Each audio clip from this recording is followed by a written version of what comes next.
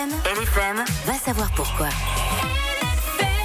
À 7h20, nous serons rejoints par Grégoire Fureur pour parler du Montreux Comédie Festival, l'histoire de cet événement qui n'a plus aucun secret pour Guillaume. Un événement, le Montreux Comédie, qui a lieu chaque année à Montreux, oui, normalement. ça c'est normalement. Exactement, il faut le préciser, étant donné qu'actuellement c'est à Lausanne que ça se passe, dans la capitale, à cause de travaux de rénovation aux 2 M2C qui empêchent le Montreux Comédie de se produire dans son lieu habituel.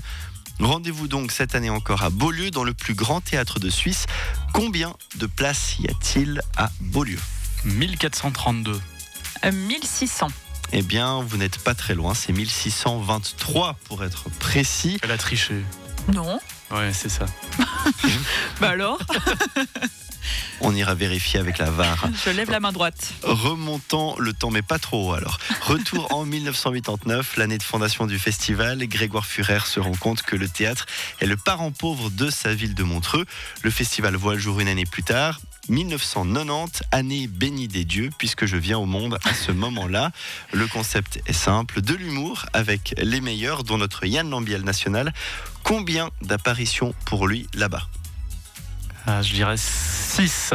Allez, 10 tourons. Eh bien ouais, ça serait une dizaine, selon lui en tout cas, entre les moments où il était invité et les moments où il a présenté un gala. Mais depuis 2009, 2 hommes sont venus très souvent, ils ont foulé ses planches à 8 reprises, ce sont ceux qui sont le plus venus à égalité.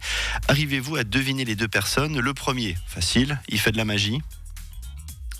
Magie et humour. Il est grand. Éric Antoine ? Exactement.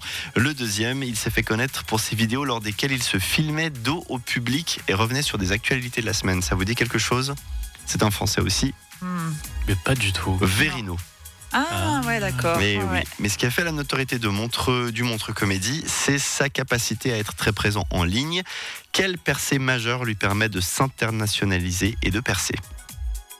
C'est de publier des extraits du spectacle, du gala sur Internet ? Exactement, et plus précisément le développement de YouTube. Les organisateurs y voient la possibilité de toucher beaucoup de monde et de créer une marque forte.